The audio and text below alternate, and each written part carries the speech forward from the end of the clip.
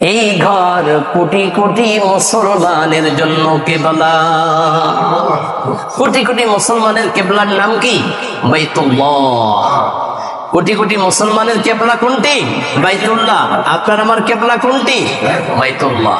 আমরা জানি আল্লাহ রাসূল সাল্লাল্লাহু আলাইহি সাল্লাম বাইতুল মুকদ্দাসের দিকে ফিরে নামাজ পড়ছিলেন, কিন্তু তার মনে বড় আকাঙ্ক্ষা ছিল, তামান্না ছিল, আল্লাহ যদি এই বাইতুল্লাহ আমার কিবলা হইতো আমার কাছে অনেক ভালো লাগতো। নবীর মনের চাওয়া আল্লাহ তাআলা পূরণ করে নামাজের ভিতরে কোরআনের আয়াত নাজিল করে জানাই দিলেন, قد نرى تقلب وجهك في السماء فلنولينك قبلة ترضاها فول وجهك شطر المسجد الحرام। নবীজি নামাজে ছিলেন, পুরো নামাজ শেষও করতে পারেন নাই, এর ভিতরে আয়াত নিয়ে আসলেন জিবরাইল আলাইহিস সালাম, জানাই দিলেন নবী আপনার মনের আকাঙ্ক্ষা, মনের চাওয়া পৃথিবীর কেউ দেখে নাই, কেউ শুনে নাই, যেহেতু আল্লাহ তাআলা ইন্নাহু আলিমুম বিযাতিস সুদূর, আল্লাহ তাআলা হলো বান্দার অন্তর্যামী। আপনার অন্তরের খবর কেউ না জানেন, আল্লাহ তাআলা ভালো করে জানেন।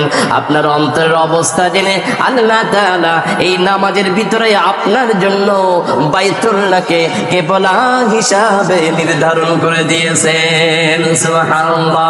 সুতরাং নামাজের বাকি অংশ আপনি বাইতুল্লাহর দিকে ফিরে আপনি সম্পূর্ণ করে নিন। সুবহানাল্লাহ। এই থেকে কিবলা হয়ে গেল আমাদের আপনার হাজারো কোটি মুসলমানের কিবলা হলো বাইতুল্লাহ।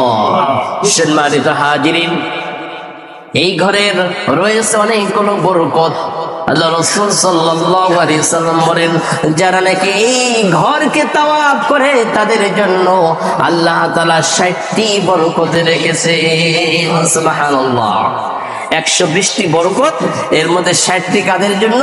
যারা এই ঘর কি করে? তাওয়াফ করে, তাদের জন্য রেখেছেন কয়টি? 60টি।